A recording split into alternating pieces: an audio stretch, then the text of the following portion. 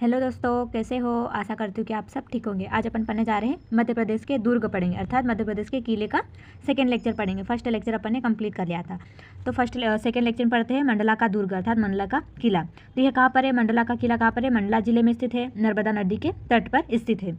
इसका निर्माण किसने कराया था? इसका निर्माण गोंड वंशीय शासक नरेंद्र शाह के द्वारा कराया गया था। इसका निर्माण, जो मंडला का दुर्ग है, इसका निर्माण गोंड वंशीय शासक नरेंद्र शाह के द्वारा कराया गया था। विशेष क्या है यहाँ पर? तो राज राजेश्वरी भवन का निर्माण भी गोंड वंशीय शासक निजाम शाह के द्वारा करवाया गया था, जो कि मंडला के जो किले में ही आता है। क्या है? राज राजेश्वरी भवन है, उसका निर्माण किसने करवाया था? गोंड वंशीय शासक निजाम शाह के द्वारा इसका निर्माण कराया गया था। ठीक है, मंडला का दुर्ग हो गया। अब पढ़ते अपन चौगान का किला। तो चौगान का किला, जो चौगान का किला ऐसे चौरागढ़ का किला भी कहा जाता है। यह कहाँ पर है? तो इसका स्थान है नरसिंहपुर में है। चौगान का किला कहाँ पर है? नरसिंहपुर में आता है।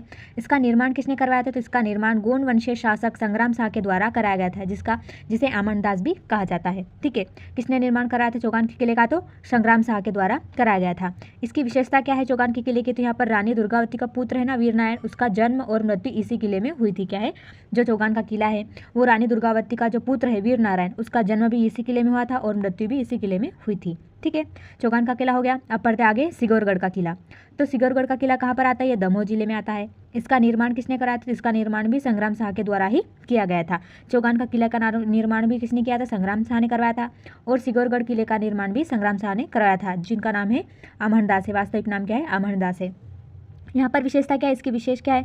तो रानी दुर्गावती और दलपत शाह के विवाह से संबंधित इस किले को माना जाता है। क्या है?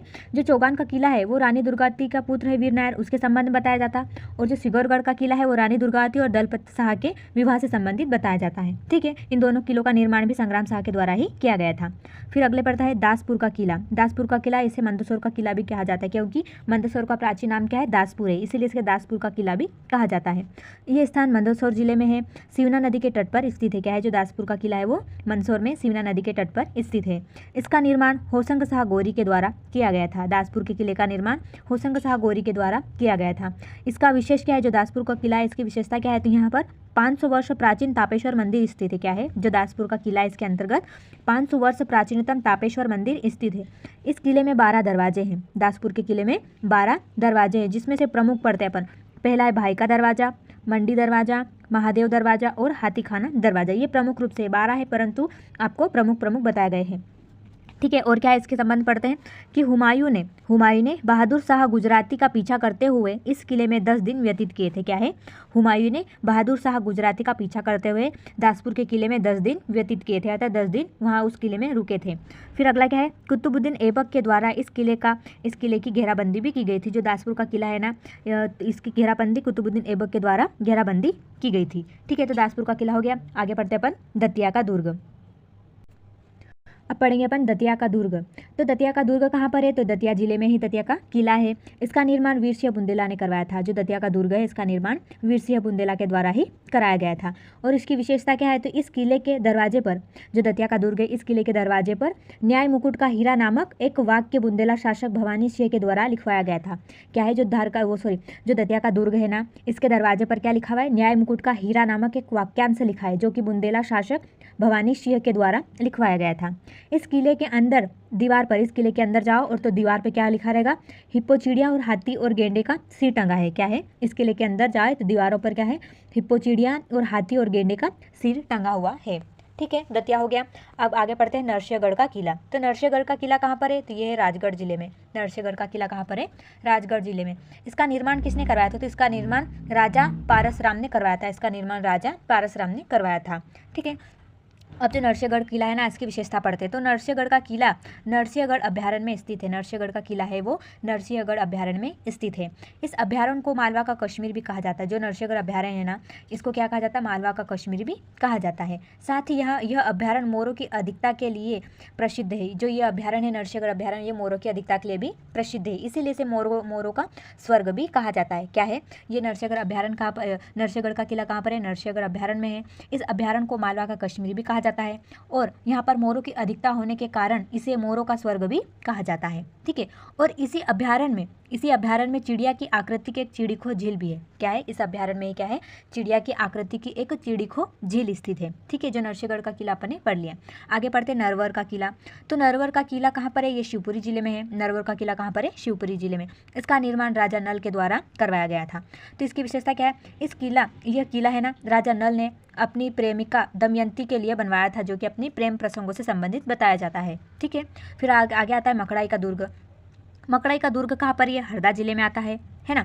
और इस किले का निर्माण राजा मकरंद शाह के द्वारा बनाया गया था। इस किले का जो निर्माण करवाया गया था किसके द्वारा, राजा मकरंद का शाह के द्वारा मकड़ई के किले का निर्माण करवाया गया था।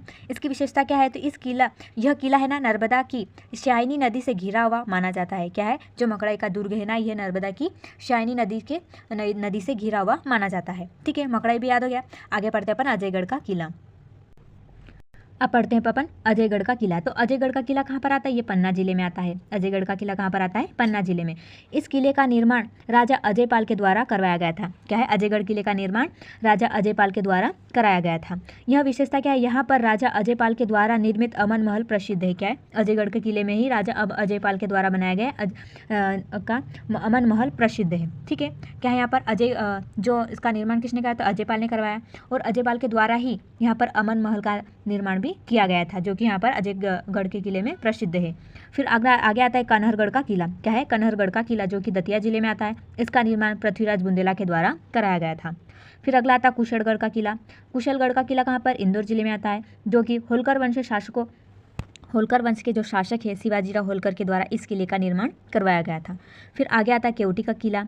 यह कहाँ पर है, यह रीवा जिले में स्थित है। इस किले का निर्माण बघेल वंशीय शासक शालिवाहन के पुत्र नागमल के द्वारा करवाया गया था। क्या है, जो केवटी का किला है जो कि रीवा जिले में है, इस किले का निर्माण बघेल वंशीय शासक शालिवाहन का पुत्र नागमल के द्वारा इस किले का निर्माण करवाया गया था।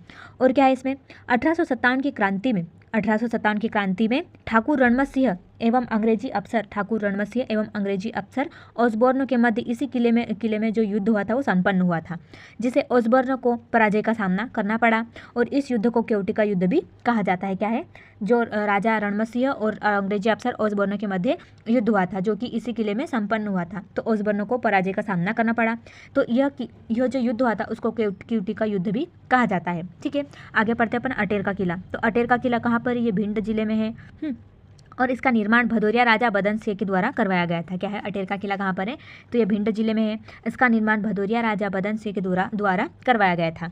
फिर आया गोहद का किला। ये भी कहाँ पर है, भिंड जिले में। इस किले का निर्माण किसने करवाया, तो जाट राजा भीम सिंह के द्वारा करवाया गया था। ठीक है, ये अटेर और गोहद का किला कहाँ पर है, भिंड जिले में आते हैं।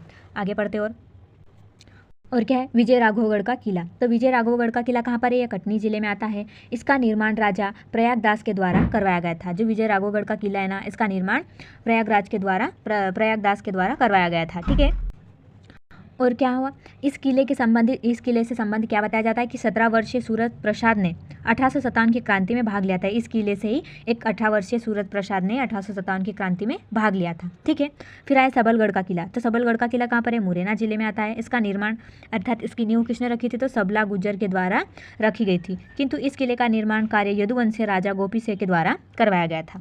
फिर आगे आता है माधवगढ़ का किला। ये कहाँ पर है, सतना जिले में आता है। माधवगढ़ का किला कहाँ पर आता है, सतना जिले में आता है। इस किले का निर्माण विश्वनाथ जूदेव के द्वारा करवाया गया था। तो क्या हुआ, अपने जो ये मध्य प्रदेश के जो किले पढ़ रहे थे वो 2 लेक्चर में अभी कंप्लीट हो गए। ठीक है, तो अगला वीडियो में जब लेके आऊँगी तो उसमें क्या पढ़ेंगे अपन, मध्य प्रदेश के महल पढ़ेंगे, कौन से जिले में कौन सा महल है और उसकी क्या क्या विशेषताएं हैं। ठीक है, तो किले हो गए अपने। तो आज के लिए बस इतना ही, धन्यवाद।